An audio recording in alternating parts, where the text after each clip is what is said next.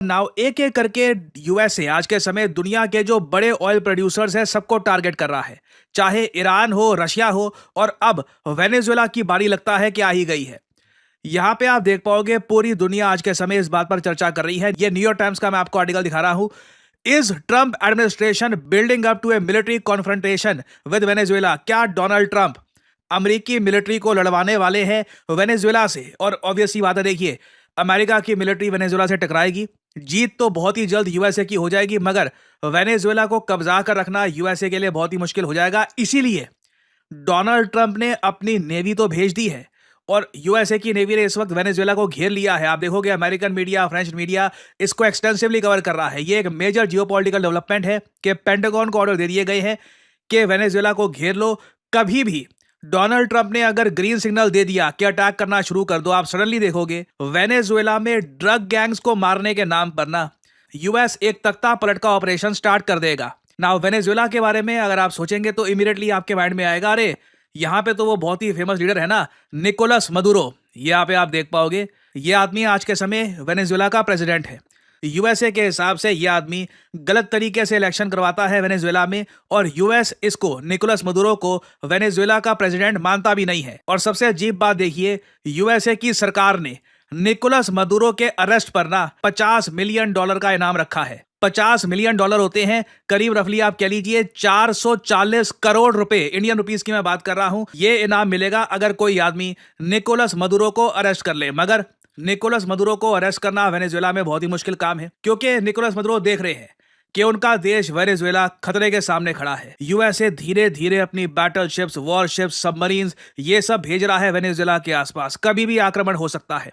इसलिए Nicolas Maduro ने 4.5 million मतलब के 45 लाख जो नागरिक हैं वेनेजुएला के, उनको बोल दिया है कि जल्द से जल्द मिलिट्री ड्यूटी के लिए तैयार हो जाओ। इनमें से कई लोग सिविलियंस हैं, इनको टेम्परेरी बेसिस पे बनाया जाएगा, आर्मी सोल्जर, हथियार पकड़ा दिए जाएंगे। और निकोलस मदुरो को उम्मीद यह है कि एक बड़ी सेना के साथ ये यूएसए को पुश बैक कर पाएंगे, या फिर डोनाल्ड ट्रंप को यह संकेत दे देंगे कि निकोलस मदुरो को वेनेजुएला में खत्म करना बहुत ही ज्यादा मुश्किल हो जाएगा। अब यहाँ पे आप मुझसे एक सवाल पूछ सकते हैं, मगर अचानक से ऐसा क्या हो गया? यूनाइटेड स्टेट्स ऑफ अमेरिका, जो ईरान में लग रहा था कि उलझ जाएगा बिकॉज ऑफ इजराइल, ये लोग वेनेजुएला की तरफ अपनी नौसेना भेज रहे हैं। ऐसा क्या हो गया?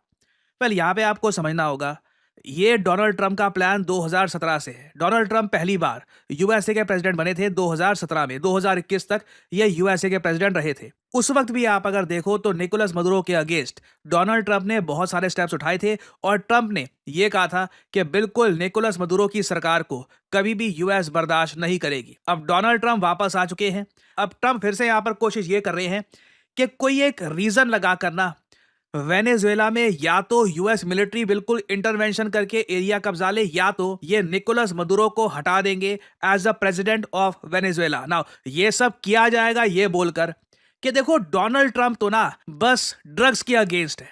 जो यूएस मीडिया आज के समय बात ये कह रहा है, यूएस गवर्नमेंट भी ये बात कह रही है कि बहुत सारे ड्रग कार्टेल है, बहुत सारे ड्रग लॉर्ड्स हैं, और वो लोग दुनिया भर के ड्रग्स तैयार करते हैं वेनेजुएला में, और फिर वो ड्रग्स भेजे जाते हैं यूएसए में, जिससे यूएसए के जो होनहार नौजवान हैं वो अपनी जिंदगी बर्बाद कर देते हैं। वो बहुत ही ज्यादा एडिक्टेड हो जाते हैं टू ड्रग्स। तो ये यूएस यहाँ पर कह रहा है कि ये इनका अभी के लिए मकसद है कि ड्रग कार्टेल जो है वेनेजुएला में उनको डिस्ट्रॉय करना है। नाउ कई जियोपॉलिटिकल एनालिस्ट, प्राइमरली रशिया और चाइना से, वो लोग ये कह रहे हैं कि एक्चुअल रीजन यूएसए का ये है कि जो मिलिट्री बिल्डअप कर रहे हैं अराउंड वेनेजुएला, कि निकोलस मदुरो ने ना अपनी नजदीकी बहुत ज्यादा बढ़ा ली है चाइना और रशिया के साथ। इधर यहाँ पे आप देख पाओगे यूएसए के विदेश मंत्री आज के समय मार्को रूबियो ये बताएंगे यूएसए की कमेटी को कि किस तरीके से रशिया और चाइना की मिलिट्री सीक्रेटली घुस चुकी है वेनेजुएला में। ये ऑफ कोर्स यूएसए का मानना है। To have elections. The elections were completely fake.